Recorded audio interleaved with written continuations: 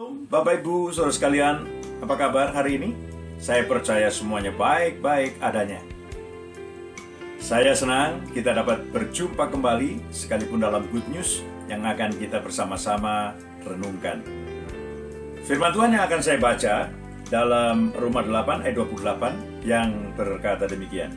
Kita tahu sekarang bahwa Allah turut bekerja dalam segala sesuatu untuk mendatangkan kebaikan bagi mereka yang mengasihi Dia, yaitu bagi mereka yang terpanggil sesuai dengan rencana Allah.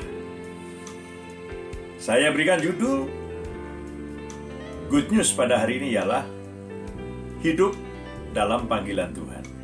Ada dua hal yang disampaikan oleh Rasul Paulus di tempat ini, tujuan Allah memanggil kita.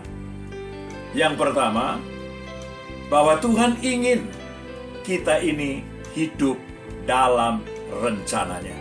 Jadi panggilan Tuhan atas kehidupan kita supaya kita hidup di dalam rencana Tuhan. Sebab dosa telah memisahkan manusia dan manusia keluar dari rencana Tuhan.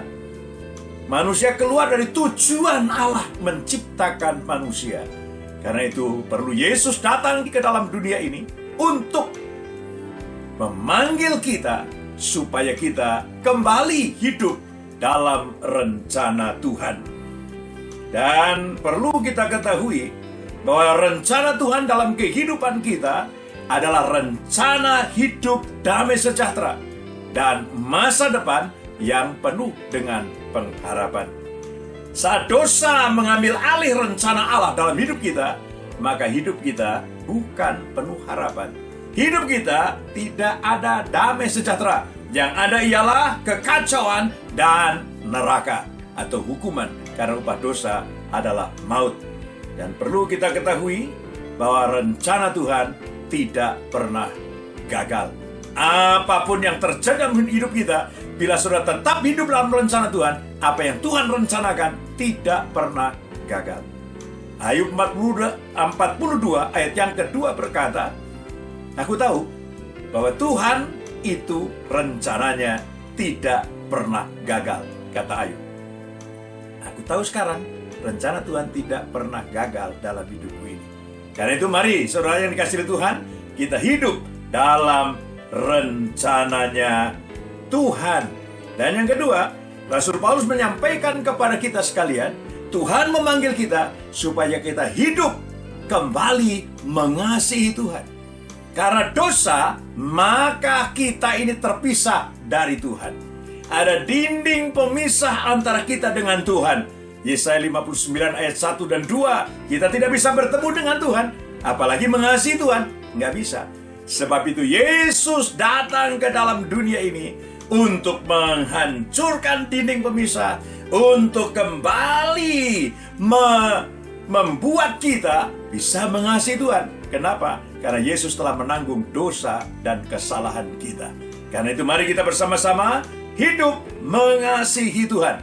Dan Tuhan ingin jika kita hidup mengasihi Tuhan, Yohanes pasal yang ke-14 ayat yang ke-23, jawab Yesus, jika seorang mengasihi aku, ia akan menuruti firman-Ku, dan Bapa-Ku akan mengasihi dia. Dan kami akan datang kepadanya dan diam bersama-sama dengan dia. Kalau kita mengasihi Tuhan dengan sungguh-sungguh, karena Tuhan telah memanggil kita dan kita mengasihi Dia, maka kita akan hidup bersama-sama dengan Tuhan. Ini janji Tuhan Yesus kepada kita sekalian. Nah, kalau kita hidup dalam rencana Tuhan dan kita hidup mengasihi Tuhan, maka kita tahu apapun yang terjadi dalam hidup kita, itu semua seizin Tuhan demi kebaikan kita. Roma 8 ayat 28 tadi berkata, kita tahu sekarang bahwa Allah turut bekerja bersama-sama dalam segala sesuatu untuk mendatangkan kebaikan bagi kita. Kita tidak akan pernah curiga Allah berbuat yang tidak baik. Dalam Pengkhotbah 3 ayat 10 dan 11 dikatakan kepada kita bahwa pengkhotbah berkata, aku telah melihat pekerjaan yang diberikan Allah kepada anak-anak manusia untuk melelahkan dirinya. Segala sesuatu yang menimpa dalam kehidupan kita, dikatakan oleh pengkhotbah ini sangat melelahkan manusia.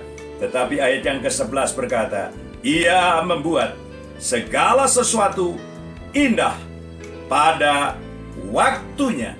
Bahkan Ia memberikan kekekalan dalam hati manusia, dalam hati mereka, tetapi manusia tidak dapat menyelami pekerjaan yang dilakukan Allah dari awal sampai akhir. Inilah panggilan Tuhan untuk saudara dan saya.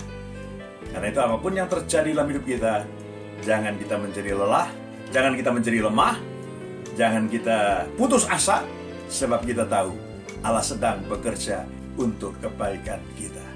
Tuhan Yesus memberkati dan selamat menjalani kehidupan ini. Tuhan menyertai saudara sekalian. Amin.